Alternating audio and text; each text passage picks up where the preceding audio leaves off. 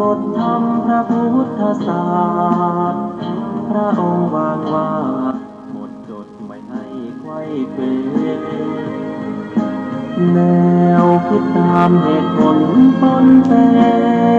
อาจมีโยเยเชื่อไปอาจไม่แน่นอน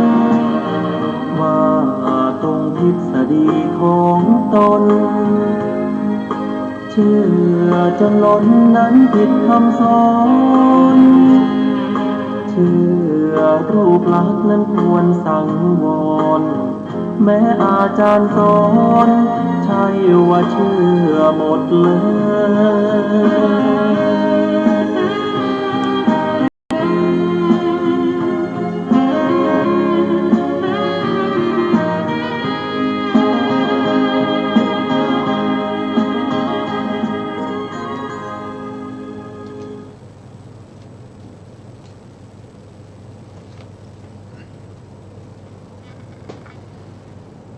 พุทธังสรณังกัจฉามิธัมมังสรณังกัจฉามิสังฆังสรณังกัจฉามิกราบนมัสการพระมหาเถระพระสังฆาธิการพระเถรานุเถระสวัสดีท่านผู้ฟังและผู้ชมทุกท่านก็มาพบกับรายการศึกษาพระสัทธรรมเพื่อการพ้นทุกข์ครั้งนี้เป็นครั้งที่4ในเรื่องของมหาปาทานสูตรซึ่งเป็นพระสูตรที่กล่าวถึงพระพุทธเจ้าในอดีต7พระองค์ด้วยกันซึ่งที่พระพุทธองค์ทรงแสดงก็เพื่อมุ่งหวังให้ภิกษุทั้งหลายได้รู้และเข้าใจในเรื่องของบุพเพนิวาสานุสติญาณการระลึกชาติได้ว่าการระลึกชาติในพระพุทธศาสนากับการระลึกชาติของบุคคลที่อยู่นอกพระพุทธศาสนานั้นต่างกันอย่างไรและการระลึกชาติของพุทธะนะครับแต่ละอย่างต่างกันยังไงนะครับพุทธะว่าไปก็มี4อย่างนะครับ1ก็คือสัมมาสัมพุทธะ2ก็คือปัจเจกพุทธะ3ก็คืออนุพุทธะ4ก็คือสุตตพุทธะสุตตพุทธะก็คือบุคคลที่เป็นคนได้ศึกษาเล่าเรียนได้ฟังพระธรรมของพระพุทธเจ้าแล้วก็ทรงจำไว้ได้นะครับพวกนี้ก็จะถ้าปฏิบัติก็สามารถที่จะระลึกชาติได้เหมือนกันนะก็ยังถือว่าเป็นปุถุชนในการระลึกชาติได้ของปุถุชนหรือนอกพระพุทธศาสนานั้นก็จะไม่เกิน40มหากัประลึกได้40มหากัปหรือได้ระลึกได้ตามที่ได้สร้างบุญบารมีมานะครับซึ่งการแสดงการระลึกชาติของพระสัมมาสัมพุทธเจ้าที่เกี่ยวกับพระพุทธเจ้า7พระองค์ตั้งแต่พระพุทธเจ้าวิปัสสีสัมมาสัมพุทธเจ้าในกัปที่91ที่แล้วมาจนถึงพระพุทธเจ้าองค์ที่ผ่านไปก่อนหน้าของพระพุทธเจ้าของเรานะครับศรีสักยมุนีโคตมะนะครับผ่านไปก่อนนั้นก็คือได้แก่พระพุทธเจ้ากัสสปะนะครับว่าเป็นยังไงบ้างนะครับถ้าผู้ที่ฟังแล้วก็จะเกิดความเลื่อมใสแล้วก็มีไตรสรณคมที่มั่นคงนะมีพระพุทธพระธรรมพระสงฆ์เป็นที่พึ่งเป็นที่นับถือเป็นที่บูชาเป็นที่กราบไหว้เป็นที่มอบกายถวายชีวิตเป็นที่ไปในเบื้องหน้าบุคคลเหล่านั้นย่อมเข้าถึงสุคติโลกสวรรค์นะครับเมื่อ อำลาจากโลกนี้ไปไม่ช้าไม่นานเขาก็จะได้ตรัสรู้ตามพระพุทธเจ้าไปนะครับสำหรับบุคคลที่ไม่สามารถที่จะตรัสรู้ในภพนี้นะครับก็เรียกว่าเป็นเหนือเยียบบุคคลเหนือเยียบบุคคลแต่ก็ฟังธรรมไว้เป็นอัธยาศัยเพื่อประโยชน์สูงสุดในภพต่อๆไปวันนี้เราก็จะไปต่อครั้งที่แล้วนะครับวันนี้อาจารย์กันดาท่านก็พร้อมอยู่ในรายการแล้วนะครับพร้อมที่จะสาธยายให้พวกเราได้ฟังกันนะครับอาจารย์ถ้าพร้อมแล้วก็เชิญเลยนะครับค่ะกราบนมัสการพระคุณเจ้าพระเถรานุเถระและสวัสดีท่านที่รับฟังและรับชมอยู่ทางบ้านนะคะต่อจากคราวที่แล้ววันนี้จะมาสาธยายเรื่องการพยากรณ์นิมิตดูก่อนภิกษุทั้งหลายก็เมื่อพระวิปัสสีราชกุมารประสูติแล้วแลพวกอมาตย์ได้กราบทูลแต่พระเจ้าพันธุมะว่าขอเดชะพระราชโอรสของพระองค์ประสูติแล้วขอพระองค์จงทอดพระเนตรพระราชโอรสนั้นเถิดภิกษุทั้งหลายพระเจ้าพันธุมะได้ทอดพระเนตรเห็นพระวิปัสสีราชกุมารแล้วรับสั่งเรียกพวกพราหมณ์ผู้รู้นิมิตมาแล้วตรัสว่าขอพวกพราหมณ์ผู้รู้นิมิตผู้เจริญจงตรวจดูพระราชกุมารเถิดภิกษุทั้งหลายพวกพราหมณ์ผู้รู้นิมิตได้เห็นพระวิปัสสีราชกุมารนั้นแล้วได้กราบทูลพระเจ้าพันธุมะดังนี้ว่าขอเดชะขอพระองค์จงดีพระทัยเถิดพระราชโอรสของพระองค์ที่ประสูติแล้วมีศักย์ใหญ่ข้าแต่มหาราชเป็นลาภของพระองค์ผู้เป็นเจ้าของสกุลอันเป็นที่บังเกิดแห่งพระราชโอรสเห็นปานดังนี้ขอเดชะพระองค์ได้ดีแล้วเพราะพระราชกุมารนี้ประกอบด้วยมหาปุริสลักษณะ32ประการซึ่งมีคติเป็น2เท่านั้นไม่เป็นอย่างอื่นคือถ้าครองเรือนจะได้เป็นพระเจ้าจักรพรรดิผู้ทรงธรรมเป็นพระราชาโดยธรรมเป็นใหญ่ในแผ่นดินมีมหาสมุทร4เป็นขอบเขตทรงชนะแล้วมีราชอาณาจักรมั่นคงสมบูรณ์แล้วด้วยแก้ว7ประการคือจักรแก้วช้างแก้วม้าแก้วแก้วมณีนางแก้วพฤหบดีแก้วปรินายกแก้วเป็นที่7พระราชบุตรของพระองค์มีกว่าพันล้วนกล้าหาญมีรูปทรงสมเป็นวีรกษัตริย์สามารถย่ำยีเสนาของข้าศึกได้พระองค์ทรงชำนะโดยธรรมมิต้องใช้อาชญามิต้องใช้สรัตตา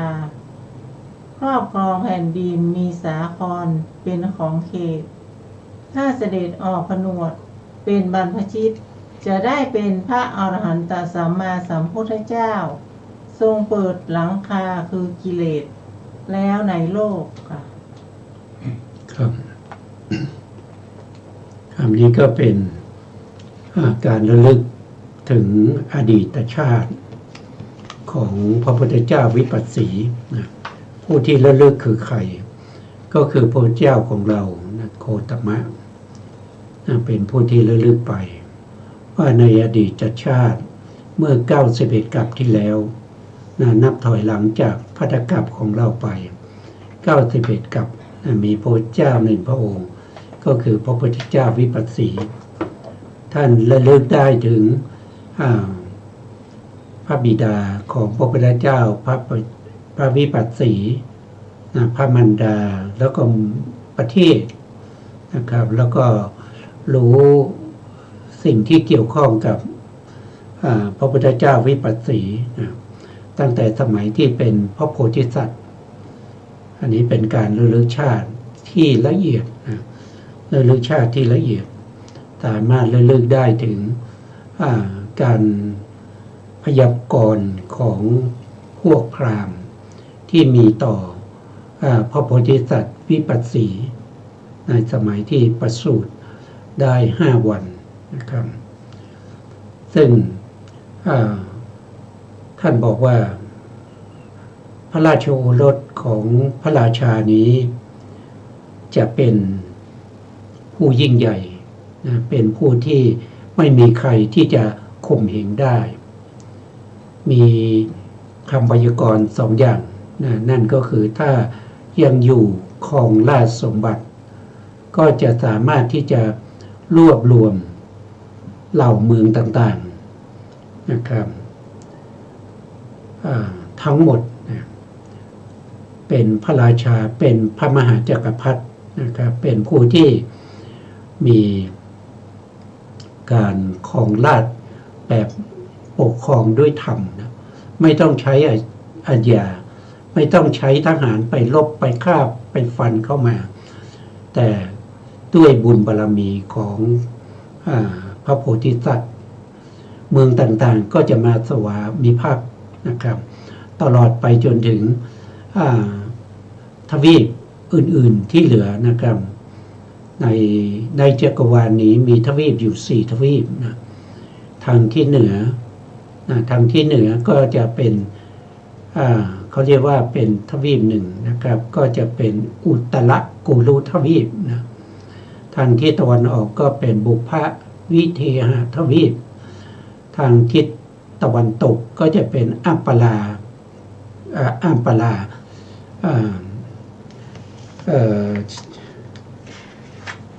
าโคยานทวีปนะครับส่วนที่เราอยู่ทุกวันนี้ก็อยู่ทางทิศใต้ของภูเขาสีนรุนะครับก็เรียกว่าเป็นชมพูทวีปกษัตริย์ทั้งหลายนะครับก็จะมาสวามิภักดิ์พอมาสวามิภักดิ์ต่อพระโพธิสัตว์นะครับซึ่งเป็นพระเจ้าจักรพรรดิแล้วบ้านเมืองจะร่มเย็นนะครับจะร่มเย็นมีข้าวน้ำบริบูรณ์นะครับไม่ต้องลบลาฆ่าฟันกันอันนี้ก็เป็นด้วยบุญบารมีของพระเจ้าจักรพรรดินะแต่ถ้าออกบวชนะครับพระวิปัสสีก็จะได้เป็นสัมมาสัมพุทธเจ้านะครับเป็นสัมมาสัมพุทธเจ้าเป็นผู้ที่ประกาศพระธรรมแล้วก็จะลื้อขนสัตว์นะครับในสังสารวัฏให้ไปสู่พระนิพพานอันนี้ก็เป็นคำพยากรณ์ของโหรทั้งหลายนะครับต่อไปเราก็จะฟังอาจารย์ท่านสาธยายต่อครับเชิญครับอาจารย์ขอเดชะก็พระราชกุมารนี้ประกอบด้วยมหาปุริสลักษณะ32 ประการเหล่าใดอันเป็นเหตุให้มีคติเป็น2 เท่านั้นไม่เป็นอย่างอื่นคือถ้าครองเรือนจักได้เป็นพระเจ้าจักรพรรดิผู้ทรงธรรมเป็นพระราชาโดยธรรมเป็นใหญ่ในแผ่นดินมีมหาสมุทร4เป็นขอบเขตทรงชนะแล้วมีพระราชอาณาจักรมั่นคงสมบูรณ์ด้วยแก้ว7 ประการคือจักรแก้วครอบครองแผ่นดินมีสาคร4เป็นขอบเขตถ้าเสด็จออกผนวดเป็นบรรพชิตจะได้เป็นพระอรหันตสัมมาสัมพุทธเจ้ามีหลังคาคือกิเลสอันเปิดแล้วในโลกว่าด้วยมหาปุริสลักษณะ32 ประการคือ 1. ขอเดชะก็พระราชกุมารนี้มีพระบาทประดิษฐานเป็นอันดีคือเรียบเสมอข้าแต่สมมติเทพการที่พระราชกุมารนี้มีพระบาทประดิษฐานเป็นอันดีนี้เป็นมหาปุริสลักษณะของมหาบุรุษนั้น 2. ณพื้นที่ภายในพระบาททั้ง2ของพระราชกุมารนี้มีจักรเกิดขึ้นมีซี่กำข้างละพันมีกงมีดุมบริบูรณ์ด้วยอาการทั้งปวงข้าแต่สมุติเทพ แม้การที่พื้นที่ภายในใต้พระบาททั้งสองของพระราชกุมารนี้ มีจักรเกิดขึ้นมีซี่กำข้างละพัน มีกงมีดุมบริบูรณ์ด้วยอาการทั้งปวงนี้ ก็เป็นมหาปุริสลักษณะของมหาบุรุษนั้นมีส้นพระบาทยาวมีพระองคุลียาวมีฝ่าพระหัตถ์และฝ่าพระบาทอ่อนนุ่มมีฝ่าพระหัตถ์และฝ่าพระบาทมีลายดุจตาข่ายมีพระบาทเหมือนสังคว่ำมีพระชงมีเรียวดุจแข้งเนื้อทรายเสด็จสถิตยืนอยู่มิได้น้อมลงเอาฝ่าพระหัตถ์ทั้งสองลูบคลำได้ถึงพระชานุทั้งสองมีผ้าคุยหะเร้นอยู่ในฝักมีผ้าฉวีวันดุจวันแห่งทองคำคือมีพระตะจะประดุจหุ้มด้วยทองมีผ้าฉวีละเอียดเพราะผ้าฉวีละเอียดธุลีละอองจึงมิติดอยู่ในพระกายได้มีผ้าโลมชาติเส้นหนึ่งเกิดในขุมละเส้นมีผ้าโลมชาติที่มีปลายช้อนขึ้นข้างบนมีสีเขียวมีสีเหมือนดอกอัญชันขดเป็นกุลทนทักษิณาวัตรมีพระกายตรงเหมือนกายพรหมมีผ้าคังสะเต็มในที่7 สถานมีกึ่งพระกายท่อนบน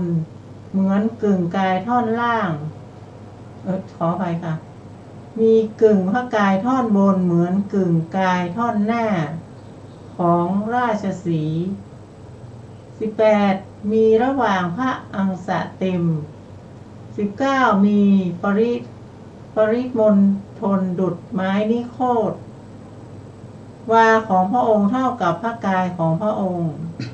พระกายของพระองค์เท่ากับวาของพระองค์มีลำพระศอกกลมเท่ากันมีปลายเส้นประสาทสำหรับนำรสอาหารอันดีมีพระหนุดุจคางราชสีห์มีพระทน40 ซี่มีพระทนเรียบเสมอกันมีพระทนไม่ห่างมีพระทาทะขาวงามมีผ้าชิวหาใหญ่มีผ้าสุรเสียงดุจเสียงแห่งพรหมตรัสมีสำเนียงดังนกกาลเวทมีพระเนตรดำสนิทมีดวงพระเนตรดุจตาแห่งโคมีพระอุณาโรมบังเกิดหน้าระหว่างแห่งพระขนงมีสีขาวอ่อนควรเปรียบด้วยนุ่นมีผ้าเสียรดุจประดับด้วยพระกรอบพระพักตร์ข้าแต่สมมุติเทพแม้การที่พระราชกุมารนี้มีผ้าเสียรดุจประดับด้วยกรอบพระพักตร์นี้ก็เป็นมหาปุริสลักษณะของมหาบุรุษนั้นขอเดชะพระราชกุมารนี้ประกอบด้วยมหาปุริสลักษณะ30 ประการเหล่านี้ซึ่งมีคติเป็น2 เท่านั้นไม่เป็นอย่างอื่นคือถ้าครองเรือนได้เป็นพระเจ้าจักรพรรดิผู้ทรงธรรมเป็นพระราชาโดยธรรมเป็นใหญ่ในแผ่นดินมีมหาสมุทร4เป็นขอบเขตทรงชำนาญแล้วมีราชอาณาจักรมั่นคงสมบูรณ์ด้วยแก้ว7 ประการคือจักรแก้วช้างแก้วม้าแก้วแก้วมณีนางแก้วพฤหัสบดีแก้วปรินายกแก้ว เป็นที่7พระราชบุตรของพระองค์มีกว่าพันล้วนกล้าหาญมีรูปทรงสมเป็นวีรกษัตริย์สามารถย่ำยีเสนาของข้าศึกได้พระองค์ทรงชำนะโดยธรรมมิต้องใช้อาชญามิต้องใช้ศาสตราครอบครองแผ่นดินมีสาครเป็นขอบเขตถ้าเสด็จออกผนวดเป็นบรรพชิตจะได้เป็นพระอรหันตสัมมาสัมพุทธเจ้าทรงเปิดหลังคาคือกิเลสแล้วในโลกค่ะครับผมคำนี้ก็เป็นคำพยากรณ์นะครับคำพยากรณ์ของพวกพราหมณ์นะซึ่งการพยากรณ์เนี่ยก็มีมาตั้งแต่สมัยพุทธกาลนะครับไม่ใช่จะมีเฉพาะในปัจจุบันนะซึ่งการพยากรณ์เนี่ยคนที่เข้ามาพยากรณ์เนี่ยเขาได้ศึกษาอะไรก็คือศึกษาคัมภีร์เกี่ยวกับเรื่องของการดูมหาปุริลาสนะของศาสนาพราหมณ์นะครับเป็นศาสนาพราหมณ์ซึ่งเป็นการศึกษาที่มีเฉพาะพวกพราหมณ์กับพวกกษัตริย์เท่านั้นวรรณะอื่นเขาไม่ให้ศึกษานะซึ่งการที่มีได้พยากรณ์นี้นะครับก็เพราะว่าอะไรก็เพราะว่าพระราชานะครับพระราชาเป็นผู้ที่ให้โหรมาพยากรณ์นะครับดูได้จากอะไรก็ดูได้จากลักษณะต่างๆของมหาบุรุษนะมีอยู่32ประการ32ประการก็มีข้อที่1ก็คือฝ่าพระบาทนะครับก็คือพื้นเท้าเนี่ยของพระพุทธเจ้าของพระโพธิสัตว์ยังไม่ได้เป็นพระเจ้านะของพระโพธิสัตว์เนี่ยจะเรียบเสมอกันนะครับไม่เว้าอย่างกับพื้นพระบาทของบุคคลธรรมดาทั่วไปจะมีเนื้อเต็มนะพระบาทจะเรียบนะครับพระบาทจะเรียบเสมอกันนะครับข้อนี้คือข้อที่1ข้อที่2ก็คือใต้ฝ่าพระบาทเนี่ยก็จะมีจักรมีกงจักรนะครับกงจักรก็จะมีซี่มีซี่ของกงจักรนะที่จากดุมนะครับออกไปที่ซี่ออกไปที่วงล้อนะครับก็มีข้างละเป็นพันนะมีกงก็คือวงล้อนั่นเองนะครับกลมๆนั้นนะครับบริบูรณ์ด้วยอาการทั้งปวงข้าแต่ผู้สมมติเทพนะครับใต้ฝ่าพระบาทของพระราชโอรสของพระองค์เนี่ยมีลายพระบาทนะครับอย่างปัจจุบันเราก็เรียกว่าเป็นลายเท้านะครับแต่ของพระโพธิสัตว์เนี่ยจะเป็นลายแบบมีกงจักรนะแล้วนอกกงจักรนั้นก็จะมีลายเป็นตะข่ายเป็นลายตะข่ายนะอันนี้ก็เป็นข้อที่2นะครับบุคคลธรรมดาทั่วไปไม่มีนะใครมีบ้างนะใครมีบ้างนะที่รับฟังอยู่ลองดูว่าเรามีลายกงจักรอยู่พื้นเท้าหรือเปล่านะครับหรือว่าเรามีฝ่าเท้าเต็มบริบูรณ์นะไม่เว้าเหมือนปุถุชนคนเสพกามทั้งหลายนะแล้วก็มีข้อที่3ก็คือมีส้นพระบาทยาวนะส้นพระบาทยาวเนี่ยก็คือหมายถึงว่าข้อพระบาทนะข้อพระบาทเนี่ยเขาจะไม่ได้ติดอยู่กับส้นอย่างพวกเรานะครับของพระโพธิสัตว์นะก็จะลอยอยู่กลางพระบาทนั้นนะครับก็จะทำให้ส้นพระบาทนี่ยาวอันนี้เป็นลักษณะของมหาบุรุษนะครับผู้ที่จะได้เป็นใหญ่นะครับเรามีพระองคุลียาวก็คือมีนิ้วมือนิ้วมือก็ยาวนะครับก็เสมอกันนะครับไม่ลดหลั่นอย่างพวกเรานะมีสั้นมียาวนะก็อันนี้ก็เป็นข้อที่4นะส่วนข้อที่5ก็คือมีฝ่าพระบาทและฝ่าพระหัตถ์นุ่มข้อ ข้อที่หก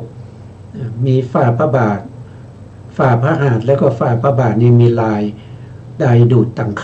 ข่ายนะครับ ก็เป็นลายมือเป็นตาข่ายนะเป็นตาข่าย ข้อที่เจ็ดมีพระบาทเหมือนสามขว้ำนะครับ ก็คือสามขว้ำนะครับ ก็คือพระบาทหลังพระบาทเนี่ยมันจะนูนนะก็จะมีเนื้อนูนไม่เหมือนกับหลังเท้าของเรานะ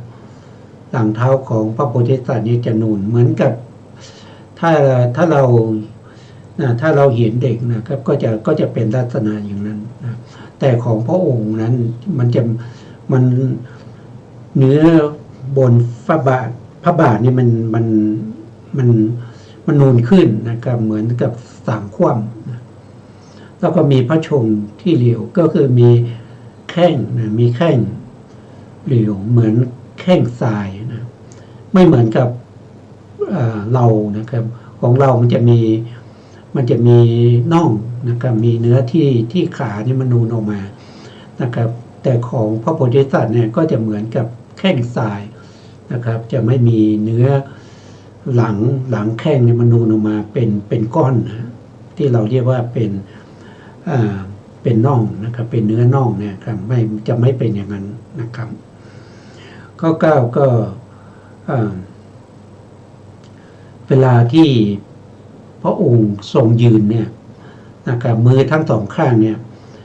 ก็สามารถที่จะลูบหัวเข่าได้นะครับโดยไม่ต้องก้มตัวนะครับนั่นแสดงว่าแขนพระองค์เนี่ยจะยาวนะยาวสามารถที่จะยืนตัวตรงแล้วก็เอามือเนี่ยลูบคำหัวเข่าได้นี่ก็เป็นข้อที่9นะครับข้อที่10ก็คือมีพระขุยหักเล้นอยู่ในฝักนะครับอันนี้ก็เป็นเขาเรียกว่ามันเป็นเหมือนกับช้างนะช้างตัวผู้เนี่ยเราจะมองไม่เห็นอวัยวะเพศนะครับปกติแล้วนะครับจะมองไม่เห็นจะเล้นอยู่ในฝักนะครับอันนี้เป็นคุณสมบัตินะเป็นคุณสมบัติของผู้ที่จะได้เป็นพระเจ้าจักรพรรดิหรือว่าจะได้เป็นพระพุทธเจ้านะแล้วก็มีผิวพรรณเนี่ยมันเหมือนทองนะครับผิวพรรณสีอย่างทองแล้วก็ผิวของพระองค์เนี่ยมันจะเนียนนะมันจะเนียนแล้วก็มันจะไม่มีฝุ่นหรือว่าจะมีอะไรมาเกาะได้นะเพราะว่าผิวเนี่ยมันจะเรียบมันจะเนียนจนไม่สามารถที่จะมีฝุ่นมาเกาะได้นะพระชีวีก็คือผิวนะละเอียดมากนะครับธุลีต่างๆจะเกาะไม่ได้นะข้อที่13ก็มีพระโลมาชาติเส้นหนึ่งเกิดขึ้นในขุมละ1เส้นนะคือขนของที่ออกในบริเวณที่ควรออกนะครับขนแต่ละเส้นก็จะมีขุมขนเพียง1ดูไม่เหมือนกับพวกเราบางทีขุมของพวกเราเนี่ยบางทีมันอาจจะมี2เส้นนะมันจะมี2เส้น3เส้นก็แล้วแต่นะแต่ของพระองค์เนี่ยมันจะขุมละ1เส้นเท่านั้นนะไม่มี2เส้นนะ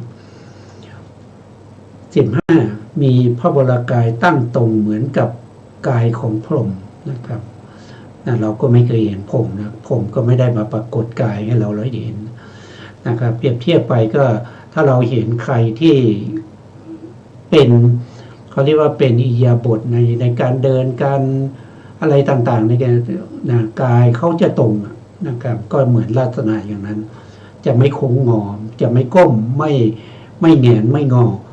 เป็นกายเหมือนกับกายพรหมนะครับมีผ้ามังสะเต็มใน7สถานนะครับก็คือจะมีเนื้อเต็มนะครับหลังเท้า2ข้างนะครับหลังมือ2ข้างแล้วก็ชงอยบ่าอีก2ข้างแล้วก็ข้างหน้านะครับข้างหน้าที่หลุมคอจะไม่เห็นนะครับจะไม่เห็นมีหลุมคอ7สถานนะมันจะมีเนื้อเต็มนะครับ17นะพระวรากายท่อนบนนะครับเขาบอกว่าเหมือนกับราชสีห์นะราชสีห์อันนี้ก็เราก็ไม่เคยเห็นพระพุทธเจ้านะครับผ ผู้ที่เคยเห็นพระพุทธเจ้าปัจจุบันนี้ก็นะถ้าเป็นคนที่เป็นมนุษย์นะมันไม่มีนะแต่ผู้ที่เคยเห็นตัวพระพุทธเจ้าจริงๆนะครับก็คือได้แก่พญามารพญามารที่อยู่ในสวรรค์ชั้นที่7นะที่มารบกวนพระพุทธเจ้าตะวันที่พระพุทธเจ้าวันที่พระโพธิสัตว์ท่านได้ตรัสรู้เป็นพระพุทธเจ้านั้นพญามารก็มารบกวนมาไล่แล้วมาแย่งชิงบัลลังก์ที่พระโพธิสัตว์กำลังนั่งอยู่นะครับแล้วก็หลังจากที่พระโพธิสัตว์ได้ตรัสรู้เป็นพระพุทธเจ้าแล้วพญามารนี้ก็มาทูลขอให้ปรินิพพานนะครับเวลานี้เป็นเวลาที่เหมาะสมแล้วขอพระองค์จงปรินิพพานเถิดนะพระองค์ก็ตรัสว่าเราจะไม่ปรินิพพานจนกว่าพระศาสนานะครับพระสาวกทั้งหลายจะเป็นผู้ที่มีความรู้ความเข้าใจสามารถที่จะกล่าววาทะเพื่อจะไปหักล้างวาทะของพวกมิจฉาทิฏฐิได้อย่างบริบูรณ์เมื่อนั้นเราจะปรินิพพานพระยามารนี่ก็เคยเห็นพระพุทธเจ้ามาหาพระพุทธเจ้าบ่อยนะครับมาก็มาทูลขอให้พระพุทธเจ้าปรินิพพานนะครับมีอยู่ครั้งหนึ่งนะครับมีอยู่ครั้งหนึ่งเมื่อพศ200 กว่าปีนะสมัยที่พระเจ้าอโศกเนี่ยท่านได้ทำสังฆยนาพระพุทธศาสนาคำสั่งสอนของพระเจ้ารวบรวมคำสั่งสอนแล้วก็สร้างวิหารสร้างสิ่งต่างๆนะครับไว้ในพระพุทธศาสนาแล้วท่านก็จะฉลองนะท่านก็จะฉลองบุญบารมีที่ได้สร้างพระพุทธสถานหรือสร้างพระไตรปิฎกนะครับทำสังฆยนานะครับก็จะมีพญามารมารบกวนนะพระราชานะครับพระเจ้าอโศกก็ปรึกษากับพระภิกษุสงฆ์ที่เป็นพระอรหันต์นะว่าใครล่ะที่จะไปห้ามพญามารไม่ให้มารบกวนได้พระอรหันต์ทั้งหลายก็บอกว่ามีอยู่คนเดียวนะครับเขาเป็นคู่เขาในอดีตชาติเนี่ยเขาคล้ายๆเขาเป็นคู่อริกันนะมีอยู่คนเดียวที่จะปราบได้นะนั่นก็คือพระอุปคุตนะพระอุปคุตนะก็พระเจ้าอโศกก็ได้ไปนิมนต์พระอุปคุตมานะพระอุปคุตมานะครับแล้วก็มาทรมานพญามารนะครับพญามารก็เป็นถูกพระอุปคุตเนี่ยทรมานนะครับด้วยการเอาหมาเน่าเนี่ยนะครับแขวนอยู่ที่คอของพญามารนะครับจริงๆแล้วพวกเทวดาเนี่ยแม้แต่มนุษย์นะครับ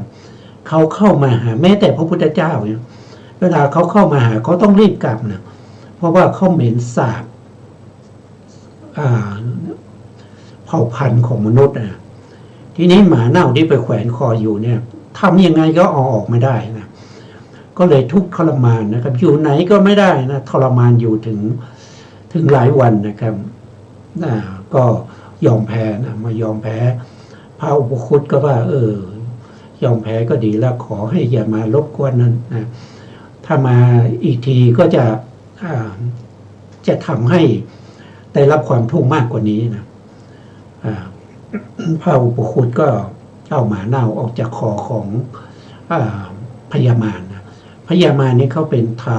ปรมินทร์มิตรตปฏินะอยู่ในสวรรค์ชั้นที่6นะเมื่อเอาออกแล้วนะพระอุปคุตก็ขอให้พญามารเนี่ยถามพญามารก่อนว่าพญามารท่านเคยเห็นพระพุทธเจ้าไม่ใช่หรือนะพญามารก็บอกว่าเคยเห็นนะเรารู้จากพระพุทธเจ้าเป็นอย่างดีนะเราไปทูลนิมนต์ให้พระพุทธเจ้าปรินิพพานไปรบกวนพระพุทธเจ้ามากมายหลายครั้งนะแต่พระพุทธเจ้าไม่เคยทำอะไรเราเลยนะไม่เคยแม้กระทั่งจะทรมานเรานะพระอุปคุตก็บอกว่าท่านเคยเห็นพระพุทธเจ้าแต่เราไม่เคยเห็นนะขอให้ท่านนี้เดลมิตตัวเป็นพระพุทธเจ้าได้ไหมนะเราจะได้เห็นพระพุทธเจ้านะเขาบอกว่าก็นี้ไม่ได้นะครับแต่มันไม่ได้เหมือนทีเดียวนะ มันสามารถที่จะเหมือนได้แต่ไม่ใช่เหมือนทั้งหมดนะแล้วก็ขอให้พระอุปคุตว่าพระอุปคุตถ้าเราเนี่ยไม่กลายเป็นพระพุทธเจ้าแล้วขอให้ท่านอย่ายกมือไหว้อย่ากราบเรานะก็รับปากแล้วท่านก็เนรมิตเป็นพระพุทธเจ้านะครับพระอุปคุตเห็นอย่างนั้นนะครับลืมหมดเลยนะครับก็ยกมือนะครับแล้วก็คุกเข่ากราบนะกราบพระอุปคุตกราบนะกราบพระพุทธเจ้านะครับพญามารก็ตกใจนะตกใจคือว่าโอ้ท่านทำไม่อย่างนี้ไม่ได้ท่านเป็นถึงพระอรหันต์นะทำไมทำอย่างนี้ก็ตกลงกันแล้วไม่ใช่หรือนะพระอุปคุตก็บอกว่าเราไม่ได้กราบท่านหรอกนะครับแต่เรากราบพระพุทธเจ้านะครับนั่นแสดงว่ารูปทรงของพระพุทธเจ้าเนี่ยเป็นแม้กระทั่งพระอรหันต์เห็นแล้วยังลืมหมดนะครับต้องคุกเข่าแล้วก็กราบนะครับถึงจะไม่เหมือน100%นะอันนี้ก็เป็นเรื่องที่ให้เราได้ทราบว่าพระวรกายของพระเจ้าเนี่ยจะมีความสง่ามีความสวยงามนะครับมากมายแค่ไหนแม้กระทั่งพระอุปคุตยังกราบพญามารนะครับที่เนรมิตกลายเป็นพระพุทธเจ้านะครับอันนี้ก็ให้พวกเราได้ฟังนะครับนอกเหนือจากนี้นะครับต่อไปครับอาจารย์ครับต่อไปเป็นเรื่องพระเจ้าพันธุมราชดูก่อนภิกษุทั้งหลายครั้งนั้นแลพระเจ้าพันธุมะได้โปรดให้พวกพราหมณ์ผู้รู้นิมิตนุ่งห่มผ้าใหม่แล้วเลี้ยงดูให้อิ่มหนำด้วยสิ่งที่ต้องประสงค์ทุกสิ่งภิกษุทั้งหลายครั้งนั้นแลพระเจ้าพันธุมะรับสั่งตั้งที่เลี้ยงนางนมแก่พระวิปัสสีราชกุมารพวกหญิงพวกหนึ่งให้เสวยน้ำนมหญิงพวกหนึ่งให้สงสนานหญิงพวกหนึ่งอุ้มหญิงพวกหนึ่งใส่สะเอวดูก่อนภิกษุทั้งหลายราชบุรุษทั้งหลายได้กั้นสเวตฉัตรเพื่อพระวิปัสสีราชกุมารผู้ประสูติแล้วนั้นทั้งกลางวันกลางคืนด้วยหวังว่าหนาวร้อนหญ้าละอองหรือน้ำค้างอย่าได้ต้องพระองค์ดูก่อนภิกษุทั้งหลายก็พระวิปัสสีราชกุมารผู้รู้ประสูติแล้วเป็นที่รักเป็นที่เจริญใจของชนเป็นอันมากดอกอุบลดอกประทุมหรือดอกปุณธริกเป็นที่รักเป็นที่เจริญใจของชนเป็นอันมากแม้ฉันใดพระวิปัสสีราชกุมารก็ได้เป็นที่รักเป็นที่เจริญใจของชนเป็นอันมากฉันนั้นเหมือนกันได้ยินว่าพระวิปัสสีราชกุมารนั้นอันบุคคลผัดเปลี่ยนกันอุ้มใส่สะเอวอยู่เสมอดูก่อนภิกษุทั้งหลายพระวิปัสสีราชกุมารผู้ประเสริฐแล้วแลเป็นผู้มีพระสุรเสียงกลมเกลี้ยงไพเราะอ่อนหวานและเป็นที่ตั้งแห่งความรักภิกษุทั้งหลายหมู่นกการเวกบนหิมวันตะบรรพตมีสำเนียงกลมเกลี้ยงไพเราะอ่อนหวานและเป็นที่ตั้งแห่ง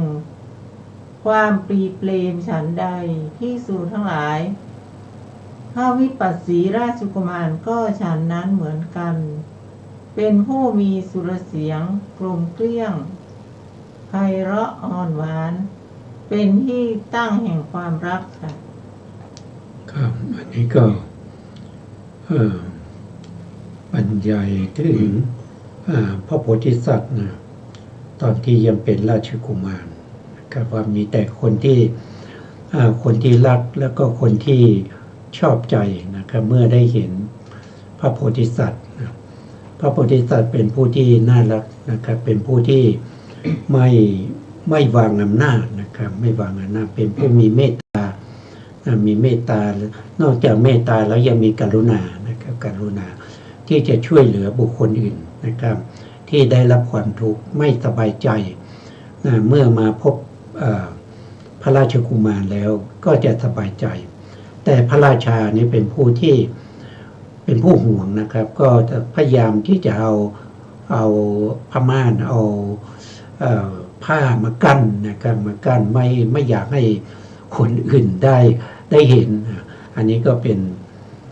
ป็นส่วนหนึ่งนะครับแต่พระโพธิสัตว์เป็นผู้ที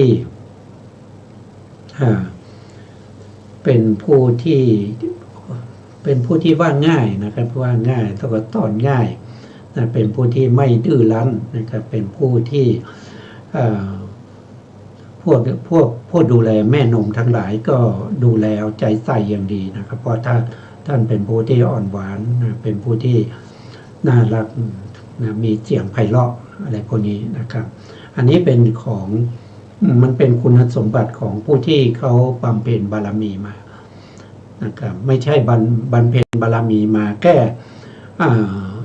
5-6 ชาติไม่ใช่บำเพ็ญบารมีมาแค่ชาตินี้ชาติเดียวนะท่านสร้างบารมีมาอย่างน้อยก็ถึง4 อสงไขยแสนมหากาพย์นะครับถ้าเป็นประเภทปัญญาธิกะนะแต่ก็ยังไม่มั่นใจว่าถ้าพระวิปัสสีเนี่ยท่านจะเป็นพระพุทธเจ้าประเภทไหนนะก็จะพระพุทธเจ้ามี3 ประเภทนะครับมีปัญญาธิกะสร้างบารมีน้อยที่สุดคือยิ่งด้วยปัญญาใช้เวลา4 อสงไขยแสนมหากาพย์นะบารมีเหล่านี้นะครับบ่มเพาะอุปนิสัยอัธยาศัยทั้งหมดทั้งมวลมาเพื่อความเป็นพระพุทธเจ้าพระพุทธเจ้าประเภทที่2ก็ใช้เวลามากขึ้น1 เท่าตัวก็คือเป็นประเภทที่เรียกว่าเป็นสัทธาธิกะต้องใช้เวลาบำเพ็ญบารมีถึง8 อสงไขยแสนมหากาพย์อย่างเช่นพระพุทธเจ้ากัสสปะนะครับที่ปรินิพพานไปก่อนพระพุทธเจ้าของเราโคตมะนะพระพุทธเจ้าของเราโคตมะเนี่ยเป็นประเภทปัญญาธิกะนะแต่พระพุทธเจ้าองค์ก่อนหน้านั้นเป็นสัทธาธิกะแล้วประเภทที่3ก็คือพระพุทธเจ้าประเภทวิริยาธิกะยิ่งด้วยวิริยะนะต้องใช้ความเพียรความพยายามถึง16 อสงไขยแสนมหากาพย์นะอย่างเช่นพระพุทธเจ้าองค์ต่อไปนะพระพุทธเจ้าเมตตยะนะครับใช้เวลาถึง16 อสงไขยแสนมหากาพย์ยาวนานมากนะกว่าจะได้ลักษณะกว่าจะได้สิ่งเหล่านี้มานะครับไม่ใช่อยู่ๆได้มาโดยไม่มีเหตุไม่มีผลไม่ใช่นะสิ่งเหล่านี้ได้มาด้วยการเสียสละทรัพย์สินเงินทองนะครับลูกภรรยาเสียสละอวัยวะเสียสละชีวิตนะครับนับครั้งแล้วไม่ถ้วนนะทำมามากมายจนกว่าจะได้ตรัสรู้เป็นพระพุทธเจ้านะครับไม่ใช่ว่าอยู่ๆได้มานะครับไม่ใช่ว่าโชคดีนะครับเหมือนกับคนถูกหวยแต่จริงๆคนที่เขาถูกรางวัลเนี่ยเขาก็มีบุญบารมีที่เขามีอยู่เขาสร้างมานะเขาถึงถูกนะไอเรายังไม่มีบุญบารมีเราก็จะไปหวังว่าจะถูกอย่างเขาเนี่ยมันก็จะยากนะมันก็จะยากเพราะเราไม่ได้สร้างมาทางนั้นนะครับไม่ได้ปรารถนามาทางนั้นนี่ก็เป็นเรื่องที่เพิ่มเติมนะครับต่อไปครับอาจารย์ครับดูก่อนภิกษุทั้งหลายที่พยาจักษุอันเกิดแต่กรรมวิบากอันเป็นเหตุให้เห็นได้ไกลโดยรอบโยชน์ 1ทั้งกลางวันและกลางคืนได้ปรากฏแก่พระวิปัสสีราชกุมารผู้ประสูติแล้วแลดูก่อนภิกษุทั้งหลายก็พระวิปัสสีราชกุมารผู้ประสูติแล้วแลไม่กระพริบพระเนตรเพ่งแลดูภิกษุทั้งหลายพวกเทวดาชั้นดาวดึงไม่กระพริบเนตรเพ่งแลดูแม้ฉันใดพระวิปัสสีราชกุมารก็ฉันนั้นเหมือนกันไม่กระพริบพระเนตรเพ่งแลดูก่อนภิกษุทั้งหลายสมญาว่าวิปัสสีดังนี้แลได้บังเกิดขึ้นแล้วแก่พระวิปัสสีราชกุมารผู้ประสูติแล้วแลดูก่อนภิกษุทั้งหลายครั้งนั้นแลพระเจ้าพันธุมะประทับนั่งในศาลสำหรับพิพากษาคดี ให้พระวิปัสสีราชกุมารมานั่งบนพระเพลาไต่สวนคดีอยู่ดูก่อนภิกษุทั้งหลายได้ยินว่าพระวิปัสสีราชกุมารประทับนั่งบนพระเพลาของพระชนก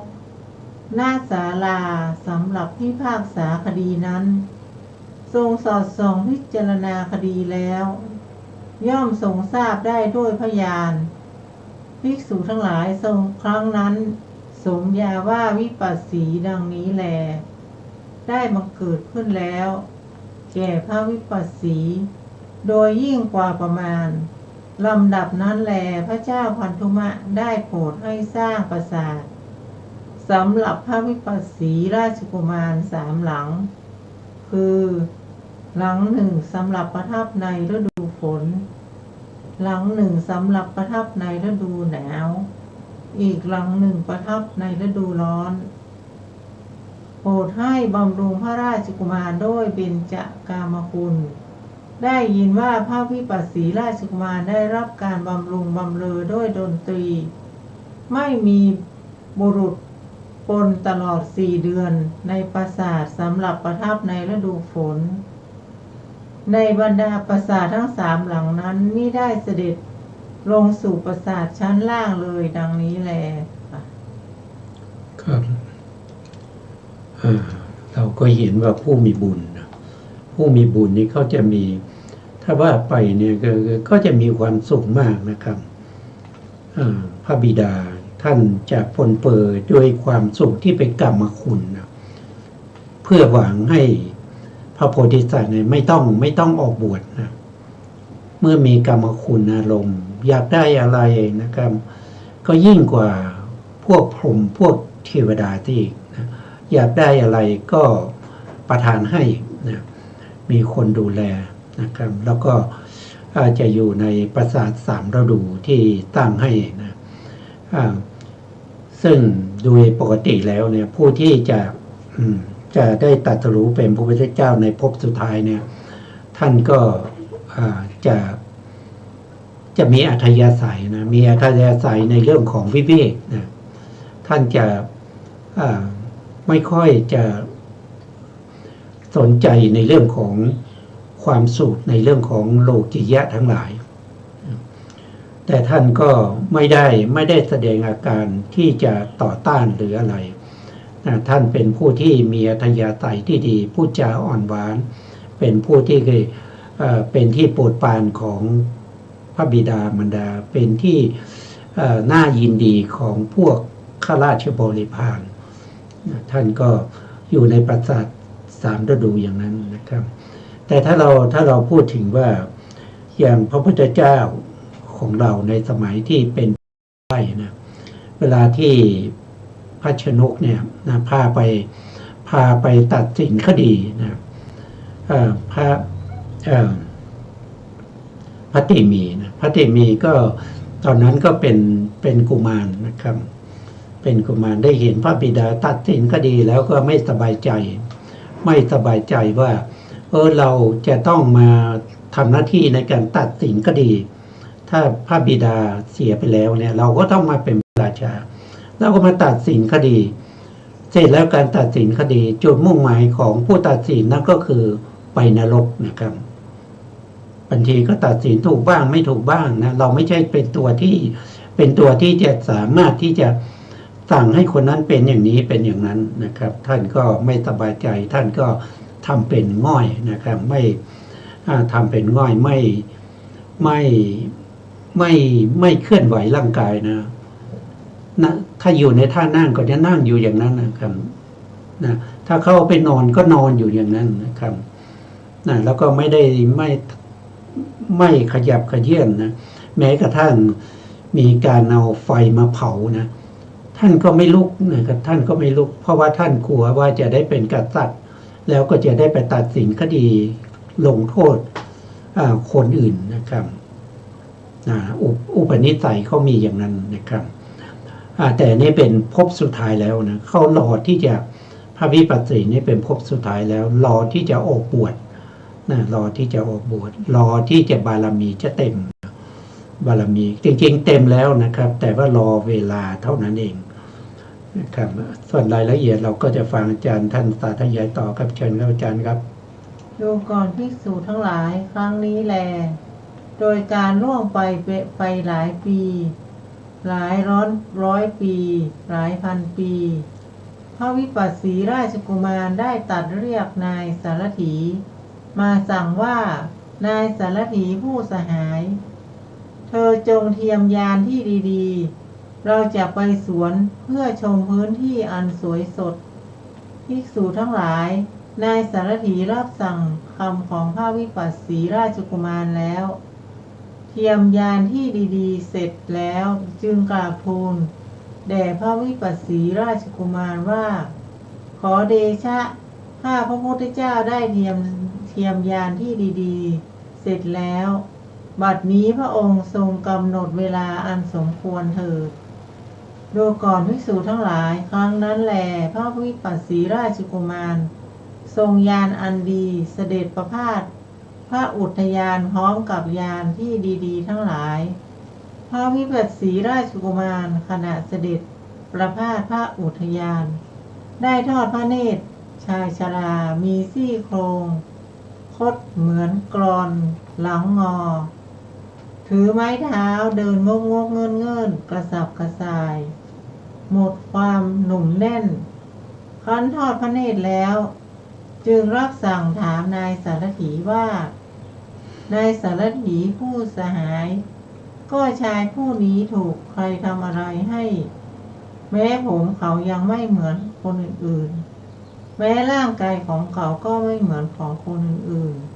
ๆนายสารถีกราบทูลว่าขอเดชะนี้แลเรียกว่าคนชรานายสารถีผู้สหายนี้เรียกว่าคนชราขอเดชะนี้แลเรียกว่าคนชราบัดนี้เขาจะพึงมีชีวิตอยู่ได้ไม่นานนายสารถีถึงตัวเราจะต้องมีความแก่เป็นธรรมดาไม่ล่วงพ้นความแก่ไปได้หรือขอเดชะพระองค์และข้าพระพุทธเจ้าล้วนจะต้องมีความแก่เป็นธรรมดาไม่ล่วงพ้นความแก่ไปได้ถ้าเช่นนั้นวันนี้พอแล้วสำหรับภูมิภาคแห่งสวนเธอจงนำเรากลับสู่วังจากสวนนี้เถิดนายสารถีรับสั่งของคำสั่งของพระวิปัสสีราชกุมารแล้วได้นำเสด็จกลับไปยังภายในบุรีจากพระอุทยานนั้นๆค่ะครับนี่ก็เวลาก็ผ่านไปนะผ่านไปหลายร้อยปีนะครับหลายร้อยปีนะเพราะว่าในสมัยนั้นมนุษย์เรามีอายุถึง 80,000 ปีนะ80,000 ปีผ่านไปหลายร้อยปีถึงจะเป็นคนหนุ่มนะเป็นคนหนุ่มก็ออกไปประพาสนะครับออกไปประพาสก็ไปเห็นคนแก่นะครับเห็นคนแก่จริงๆแล้วก็น่าจะเป็นการนิมิตนะเป็นการนิมิตถึงเวลาที่ใกล้จะถึงเวลาที่จะต้องออกบวชนะออกบวชเพื่อแสวงหาโมกขธรรมนะก็จะไปเห็นคนแก่นะจริงๆแล้วปกติแล้วก็น่าจะนะอยู่ในพระราชวังเนี่ยก็น่าจะมีคนแก่นะครับพวกข้าราชบริวารทั้งหลายที่เป็นอมาตย์เป็นอะไรเป็นพระราชบิดาอะไรพวกนี้ก็น่าจะพอเห็นบ้างนะครับแต่ก็ยังไม่ถึงเขาเรียกว่ายังไม่ถึงโอกาสนะครับก็รอโอกาสอยู่นะครับเพราะว่าการที่จะได้ตรัสรู้หรือว่าจะได้เห็นนิมิตต่างๆก็ขึ้นอยู่กับในเรื่องของการเวลาเหมือนกันนะครับต้องมีการเวลาต้องมีเวลาที่เหมาะสมนะเพราะฉะนั้นท่านก็จะเห็นอย่างนี้นะนี่เป็นวันแรกนะครับจะมีวันต่อๆไปอีกนะครับที่จะได้เห็นสิ่งต่างๆที่เกิดขึ้นนะถ้าเราดูแล้วก็มันจะลักษณะคล้ายๆกับพระพุทธเจ้าของเรานะพระเจ้าของเราก็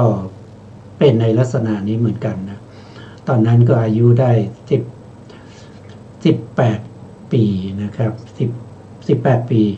นะ18ก็จะ19แล้วนะครับก็ออกประพาสก็ไปเห็นนิมิตเห็นคนแก่นะครับเห็นคนตาย เห็นคนเจ็บแล้วก็เห็นนักบวชนะครับที่เห็นอยู่4อย่างนะก็ทำให้มีการตัดสินใจออกบวชแสวงหาโมกขธรรมเพื่อความหลุดพ้นของตัวเอง